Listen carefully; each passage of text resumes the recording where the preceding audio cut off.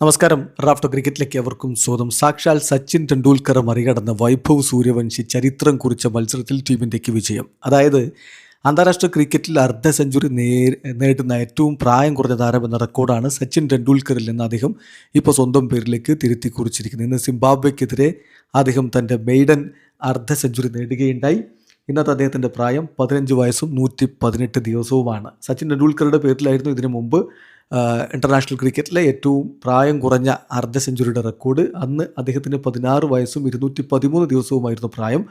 പിന്നെ മൂന്നാം സ്ഥാനത്തുള്ള ഷഹീദ് അഫ്രീദിയാണ്. 16 വയസ്സും 214 ദിവസവും പ്രായമുള്ളപ്പോഴാണ് അദ്ദേഹം അർദ്ധ സെഞ്ചുറി നേടിയിരുന്നത്. ഏതായാലും youngest maiden international 50 full member ടീമിൻ്റെ കണക്കുകൾ എടുക്കുമ്പോഴാണത്. ഇപ്പം ആ കാര്യത്തിൽ വൈഭവ് സൂര്യവംശി റെക്കോർഡിട്ടിരിക്കുന്നു. ഏതായാലും തുടരെ പരാജയങ്ങളും ഒക്കെ കഴിഞ്ഞിട്ട് ശ്രേയസ് അയ്യരുടെ കീഴിൽ ടീം ഇന്ത്യ ആദ്യ വിജയം സ്വന്തമാക്കിയിരിക്കുന്നു. T20 ഇന്ത്യ വിജയ വഴിയിലേക്ക് മടങ്ങിയെത്തിയിരിക്കുന്നു. സിംബാബ്വെക്കെതിരെ 40 പന്തുകൾ ശേഷിക്കെ 7 വിക്കറ്റിൻ്റെ ഗംഭീര വിജയമാണ് നേടിയിരിക്കുന്നത്. അതിൻ്റെ കാരണം വൈഭവ് സൂര്യവംശിയുടെ വെടിക്കെട്ട് അർദ്ധ സെഞ്ചുറി തന്നെയാണ്. കളിയിൽ ആദ്യം ബാറ്റ് ചെയ്ത സിംബാബ്വെ നിശ്ചിത 20 ഓവറുകളിൽ 7 വിക്കറ്റ് 125 റൺസ് അടിച്ചപ്പോൾ മറുപടി ബാറ്റിങ്ങിൽ 13.2 ഓവറുകളിൽ 3 വിക്കറ്റ് നഷ്ടത്തിൽ ഇന്ത്യൻ ടീം വിജയലക്ഷ്യം മറികടക്കുകയായിരുന്നു. തകർന്നു പോയ സിംബാബ്വെയാണ്. ഒരു ഘട്ടത്തിൽ അവർ വലിയ സ്കോറിലേക്ക് പോകില്ല എന്ന് തോന്നിച്ചതാണ്. അവിടെ നിന്നാണ് അവർ 100 കടന്നത് എന്നുള്ളതാണ് ശ്രദ്ധിക്കേണ്ട കാര്യം.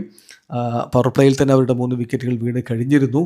അതിന് ശേഷം അവരൊരു ഘട്ടത്തിൽ 14ാമത്തെ ഓവറിൽ 64-5 എന്ന രൂപത്തിലേക്കും പോയിരുന്നു. അതിനുശേഷമാണ് മധുവേരയുടെയും അതുപോലെ തന്നെ മറുബാണിയുടെയും ഒക്കെ ഒരു ഇന്നിങ്സ് അവരെ ഒരു വിധത്തിൽ 100 കടത്തി വിട്ടത്.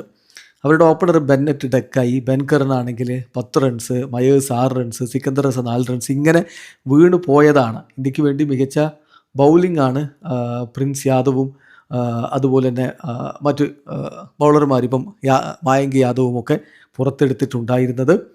ഏതായാലും പിന്നീട് ബേൾ 35 പന്തിൽ 26 റൺസ് അടിച്ച് റീബിൽഡ് ചെയ്യാൻ ശ്രമം നടത്തി. അതുവരെ 34 പന്തിൽ നിന്ന് 3 4 ഒരു 6 അടക്കം 39 റൺസ് അടിച്ച് അവരുടെ ടോപ്പ് സ്കോറായി. മറുവാണി 20 പന്തിൽ നിന്ന് 27 റൺസാണ് അടിച്ചു. ഇന്ത്യക്ക് വേണ്ടി മായങ്ക് യാദവ് 4 ഓവറിൽ 18 റൺസിന് 2 വിക്കറ്റും പ്രിൻസ് യാദവ് 4 ഓവറിൽ 19 റൺസിന് 2 വിക്കറ്റും എടുത്ത് ഹീറോകളായി മാറി. അതേസമയം ഓരോ വിക്കറ്റുകളാണ് ബിഷ്ണോയും പിന്നെ ശിവൻ ദ്യൂബയും എടുത്തത്. മറുപടി ബാറ്റിങ്ങിലാവട്ടെ ഇന്ത്യയുടെ ഓപ്പണർ അഭിഷേക് ശർമ്മ 8 പന്തിൽ 100 റൺസുമായിട്ടും മടങ്ങി.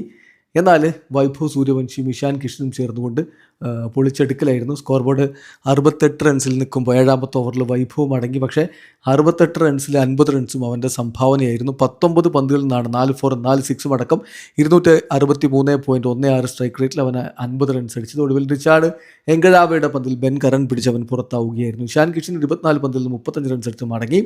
ക്യാപ്റ്റൻ ശ്രേയസ് അയ്യർ 24 പന്തിൽ 28 റൺസുമായിട്ടും തിലക് വർമ്മ 5 പന്തിൽ 4 റൺസുമായിട്ടും വിജയത്തിൻ്റെ സമയത്ത് കളിക്കളത്തിൽ ഉണ്ടായിരുന്നു. ഏതായാലും തകർപ്പൻ വിജയം. ഇന്ത്യ വിജയവഴിയിലേക്ക് മടങ്ങിയെത്തിയിരിക്കുന്നു. വീഡിയോ അവസാനിക്കുന്നു. ക്രിക്കറ്റ് ലോകത്തെ കൂടുതൽ വിശേഷങ്ങളുമായി റാഫ്റ്റോക്സ് എത്താം.